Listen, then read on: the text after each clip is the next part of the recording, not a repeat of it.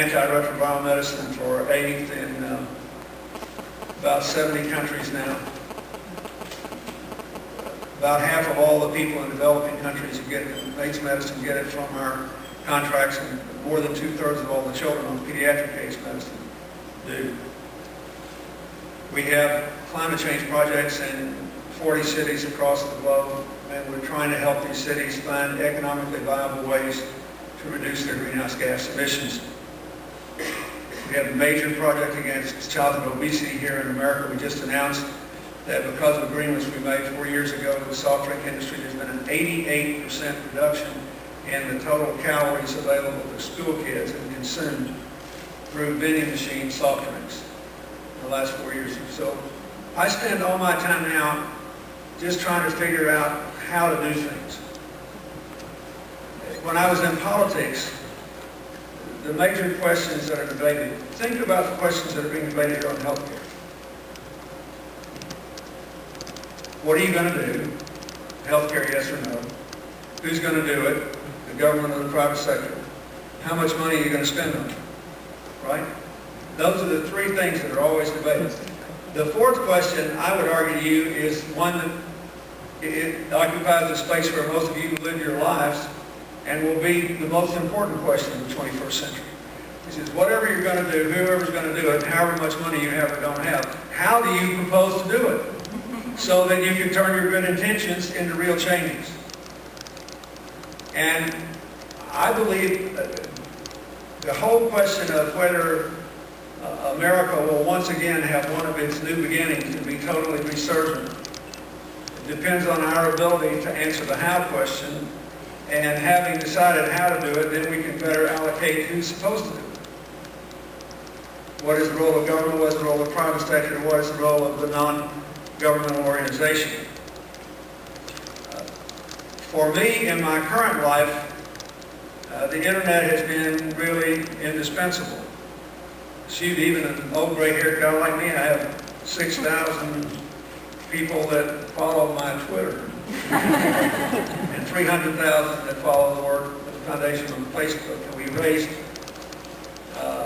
when President Bush and I, former President Bush and I did our Bush-Clinton Haiti Fund, we raised approximately $22 million of the money we raised. We raised about almost twice that. But we got that from 200,000 internet donors. In just 4 days before he agreed to do this, I had an emergency fund set up, and we raised about $9 million from 100,000 donors over the internet. I don't know what I would do without it. I have a domain name for my foundation, for the Clinton Global Initiative, which meets at the opening of the UN every year and brings in people from all around the world, for the Clinton Bush Haiti Fund, for Clinton Global Initiative University, which is just for college students. We're going to be in April in Miami, which is a very appropriate thing given the problems in Haiti. And I have one for our special envoy work that I do for the UN in Haiti. But think about the kinds of things that we can still do, and the how questions. And I'll use just one example from my recent experience, and I want to ask you to think about this. The President and the Secretary of State have proposed something called a Global Health Initiative. And it recognizes that in the last decade, one of the things that America has done right on a bipartisan basis, and I give President Bush a lot of credit for this, is we finally have a bipartisan consensus that global health is an important part of America's foreign policy interest. Not only a moral obligation, but an important part of building a world that is positively, not negatively interdependent, where we share the benefits and the responsibilities. And you can see that through the contributions America has made to the fight against AIDS and malaria, through the Malaria Initiative and the President's Emergency Program on AIDS that President Bush began. So what the Global Health Initiative has the American government reaching the same conclusion that our foundation reached about, a year and a half or 2 years ago, which is that there has to be a limit to the ability of wealthy countries to help poor countries simply by treating discrete health problems. Maternal and child health, AIDS, TB, and malaria, infectious tropical diseases, the absence of clean water. Sooner or later, if you really want this to work, they have to have sustainable healthcare systems where they can support themselves and fund it and do this. So the Global Health Initiative is America's attempt to address that. For example, there's still places where in African countries people have to go to place X to have get their antiretrovirals or have their children who are HIV positive treated, and then go to place Y to pick up the malaria medicine. And if the women are pregnant, they might have to go to place Z to deal with that. So there's an attempt to do this, to build systems. And